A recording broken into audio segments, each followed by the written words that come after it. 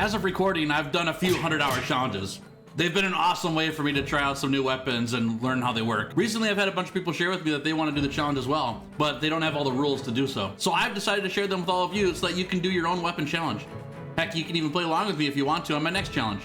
First, we have to start with the objective. The whole goal of the challenge is to show your mastery with a weapon. The challenge ends when either your playtime hits 100 hours or you finish the last phase of the challenge, which I'll get into later. Here's the rules.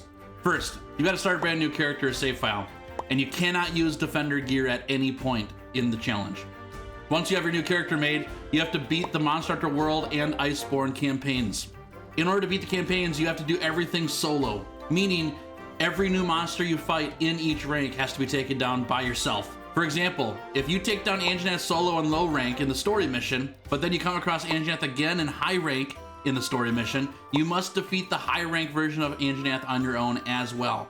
This is true for every monster in every rank. Anjanath is a great example as he's in low rank, high rank, and master rank.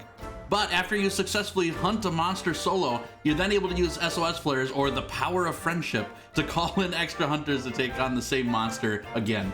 This is useful for gathering parts for armor and weapon upgrades or other resources that you might need through the challenge.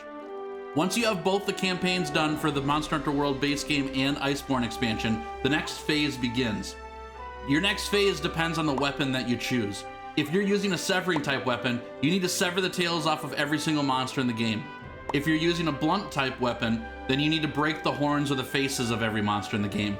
And with ranged weapons, you have to sever the tails off of every monster in the game. Now, if you're wondering what those monsters are, I've got a link in the description of a couple spreadsheets that I use that have every monster listed that help you keep track of the ones that you've done already through the challenge. You can check that out later if you'd like. All the severing of tails and the breaking of horns must be done solo and in the Guiding Lands if possible.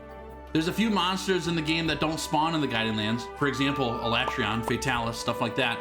So you'll have to take on their quest respectively. But everything else that can spawn in the Guiding Lands, you need to spawn them in and get their tail cut or their horn break in the Guiding Lands, meaning you'll have to level up your regions and everything to spawn those monsters in. The only exception to the solo rule for the cutting of tails or the breaking of horns is the siege monsters, Kul Tarath and Safi'jiiva. For either of these, you can have a full party as these monsters were designed for party play anyways. Also, there's some monsters like Stygian Zinogre and Ruiner Nergigante who their quest when you first fight them is in the Guiding Lands, but it doesn't count if you get their tail there. You need to do their quest, then have them naturally spawn in the Guiding Lands to get their tail cut or their horn break.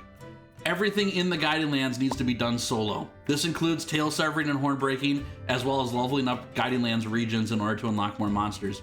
You may have other players join you for quests outside the Guiding Lands to collect parts or to level up your master rank though. So if you gotta take on the Colorful Carnival quest a whole bunch, get your friends together and do that a bunch to get your master rank leveled up quickly. Also, the region unlock quests need to be done solo. When you hit master rank 49, 69, and 99, there are monsters you have to fight for a specific quest to unlock the next region level of the Guiding Lands. Those need to be done solo on your own. Also, last thing in the Guiding Lands, you're allowed to use lures in the Guiding Lands, but you cannot craft them. As you go through the Guided Lands and defeat monsters, you're gonna earn lures as you go, and if you get lures for monsters you need, good for you. You won the lottery that day. But you may not go to the Elder Melder and craft lures for the monster you need. That kind of takes away from the spirit of the challenge, where we're trying to spawn in the monsters naturally instead of just firing up a quest and taking them down. Also, every hunt that you do has to be completed. So if you get the tail sever or the horn break, you need to either slay the monster, capture the monster, let the time run out, or get carded 3 times.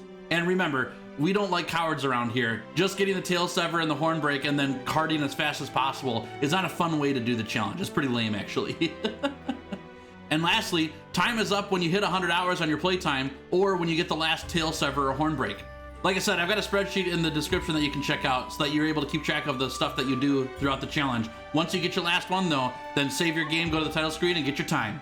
Good luck on your 100-hour weapon challenges, and I'm excited to hear how they went for you and what you accomplished through the whole thing. Remember, the goal of the challenge is to have fun, and for me, it's to learn something new about weapons I've never used before.